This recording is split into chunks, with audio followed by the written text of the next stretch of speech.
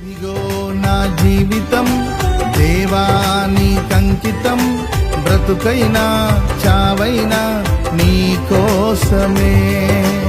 ఇదిగో నా జీవితం దేవానికంకితం, బ్రతుకైనా చావైనా నీ కోసమే.